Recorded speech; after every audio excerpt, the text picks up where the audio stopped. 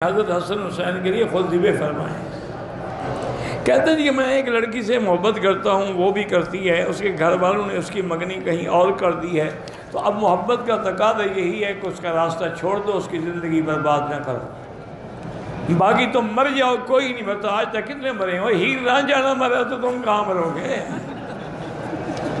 ایسے مجنوں بنے پھرتے ہیں۔ وہ کیا مر گئے تھے؟ وہ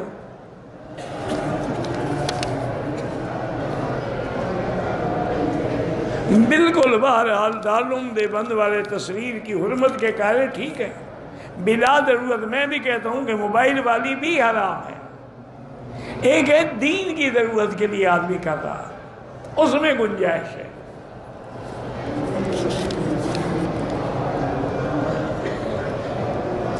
اگر عورت حاملہ ہے، اس سے میاں بیوی مل سکتے ہیں، بالکل مل سکتے ہیں، شریعت میں تو کوئی بننا نہیں، چاہے 9 مہینے کا حمل ہو تب بھی مل سکتا ہے۔ اگر کوئی ڈاکٹر منع کرے کہ کوئی خطرہ ہے، پھر نہ ملو۔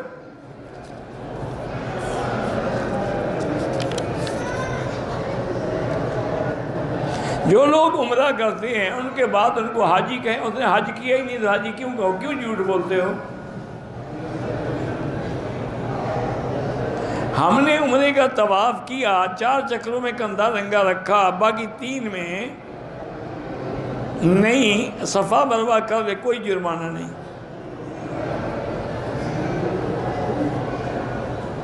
میت کو اتارنے سے پہلے صورتیں پڑھتے ہیں، بالکل ناجائز ہے۔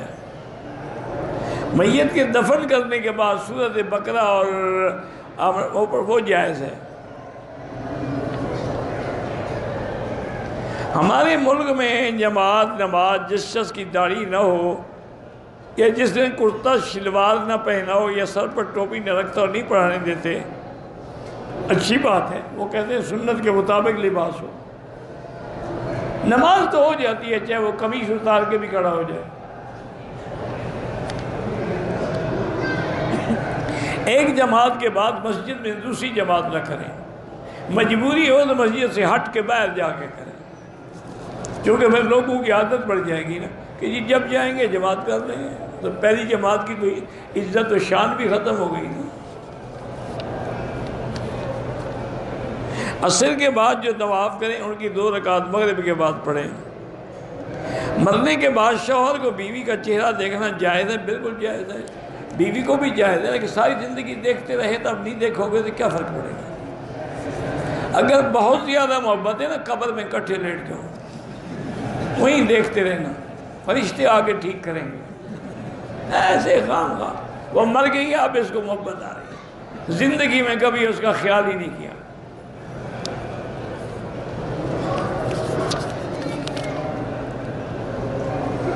حالت جنابت میں کوئی چیز کھا سکتے ہیں اگر غسل نہ کیا، مجبوری ہو تو کھا سکتے ہیں، مجبوری نہ ہو تو غسل کرنے میں کوئی 10 گھنٹے لگے، 10 منٹ میں غسل کر لو۔ ایک ہے مجبوری، کیا معنی؟ میاں بیوی ملے، اب جنابت ہے اور سحری کا وقت ختم ہو رہا ہے، روزہ رکھنا ہے، چلو جلدی جلدی کھا لو۔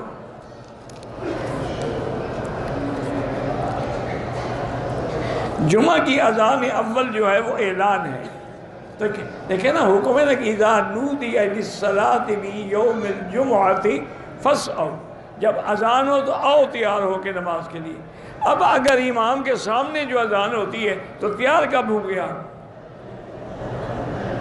تو لازمی بات ہے کہ پہلے اعلان کیا جائے، وذر البیع، دکان چھوڑیں، تجارت چھوڑیں، تیاری کریں، غسل کریں، کپڑے پہنیں، خوشبو لگائیں، مسجد آئیں، وہ تو اعلان کے لیے۔ ایک مولوی صاحب نے مجھے کہا کہ جب جنگ بدر ہو رہی تھی تو کافروں نے نعرہ لگایا تھا اللہ اکبر کا، مسلمان نے یا رسول اللہ کا۔ یہ مولوی صاحب نے میرے خیال میں اتنا بڑا جھوٹ بولا ہے کہ 10 آدمی مل کر بھی نہیں اٹھا سکتے۔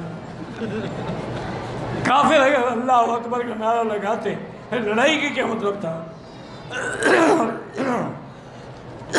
جب اللہ کی بڑائی کا اقرار کر لیا، اب لڑائی کیا مانا؟ اگر ایک آدمی کو ہم نے قرضہ دیا وہ واپس نہ کر سکے تو ہم زکوٰۃ میں شمار کر سکتے ہیں، جو پیسہ ڈوب جائے وہ اللہ کا، جو مل جائے وہ تمہارا، نہیں کر سکتے۔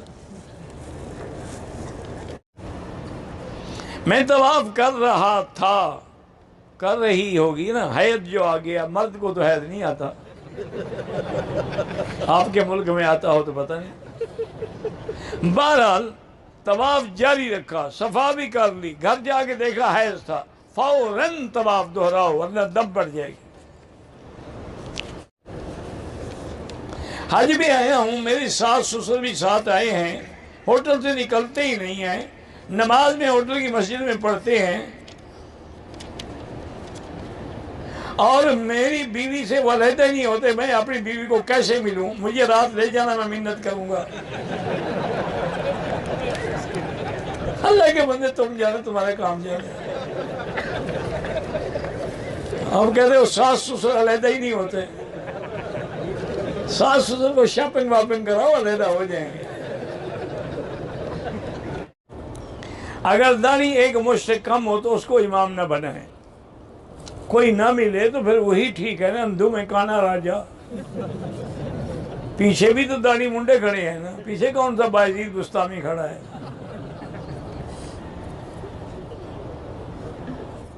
مرحومین کو ثواب کیسے پہنچایا جائے؟ مولوی صاحب کو دے دیں، وہ جا کے قبر میں دے آئے گا۔ اللہ کے بندے دعا کرو گے، یا اللہ ثواب عطا فرما۔ بس میں دوسری شادی کرنا چاہتا ہوں، پہلی بیوی سے اجازت لینا ضروری ہے، پھر انشاءاللہ تم کبھی نہیں کرو گے۔ پہلی بیوی پاگل ہو گئی ہے کہ اجازت دے گی؟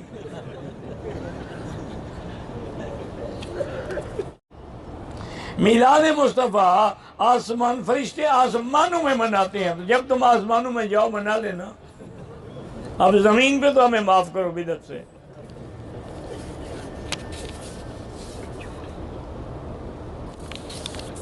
اب دیکھو نا کیسے جھوٹ گھڑتے ہیں، یہ آسمانوں پہ گیا تھا، دیکھا ہے فرشتے میلاد بنا رہے ہیں،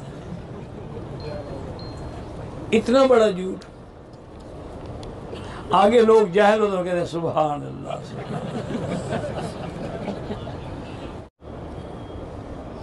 پردے دار لڑکی سے شادی کرنا چاہتا ہوں، سر پہ دوپٹے رکھنے والی مل رہی ہے، سر پہ دوپٹے، وہ دوپٹے والی کوئی لے لو، اس کو پردہ کروا دینا اگر تم خاوند ہو، تمہارے اندر ضرورت ہے تو۔ جو تم نے خود بیوی کے پنجوں کے نیچے رہنا ہے تو شادی ہی نہ کرو۔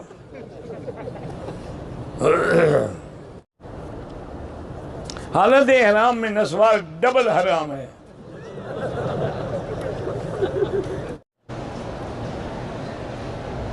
کہتے ہیں کہ میں شادی شدہ ہوں، ایک لڑکی مجھ سے شادی کرنا چاہتی ہے، میں نے انکار کیا، وہ کہتی 4 سپارے قرآن پڑھ کے تمہارے لیے بد دعا کروں گی۔ چل کرتی رہے، اچھا ہے کرنے دو۔ کون سی شریعت میں لکھا ہوا ہے کہ تم اس کے ساتھ ضرور شادی کرو کہ اس کی بد دعا لگ جائے گی؟ یا تو تم کوئی شریعت کے خلاف اس سے دھوکہ کر رہے ہو تو پھر بد دعا لگے گی نا۔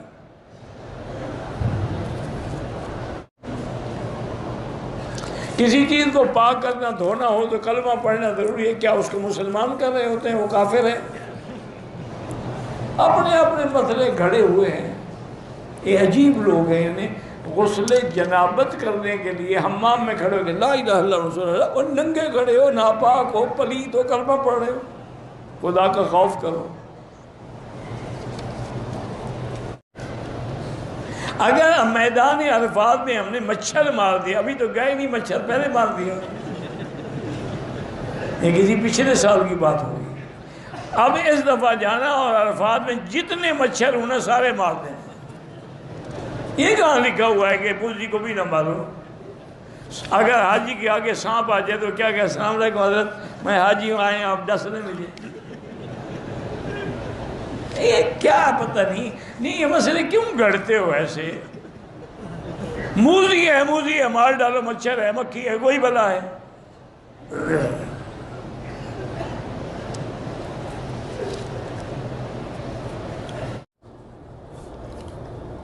کل رات کو میں نے خواب دیکھا ہے کعبہ شریف میرے ساتھ گیا، اچھی بات ہے، پھر باقی لوگ طواف کہاں کریں گے؟ کعبہ تو تم لے گئے۔ کہتے ہیں نا بی بی رابعہ بصری آئی تھی تو کعبہ شریف استقبال کے لیے گیا تھا، میں نے کہا یہ اچھا استقبال ہے بیوی کا کہ وہ استقبال کر رہا ہے، لوگ یہاں مر رہے ہیں طواف کے لیے۔ سب جھوٹی باتیں، خواب ہوتے ہیں، حقیقت نہیں ہوتی۔ یہاں جو ایک کبوتر چوک کے نام سے مشہور ہے، وہاں سے عورتیں جو کے دانے چن کے لے جاتی ہیں جن کی اولاد نہ ہو، بارہ اللہ ان کی عقل پہ رحمت کرے، خامن سے نہیں ہوئی کبوتر سے اولاد ہو جائیں گے۔ ایسا کرو بیٹی، کبوتر پکڑ کے لے جاؤ، دانے کیا کریں گے؟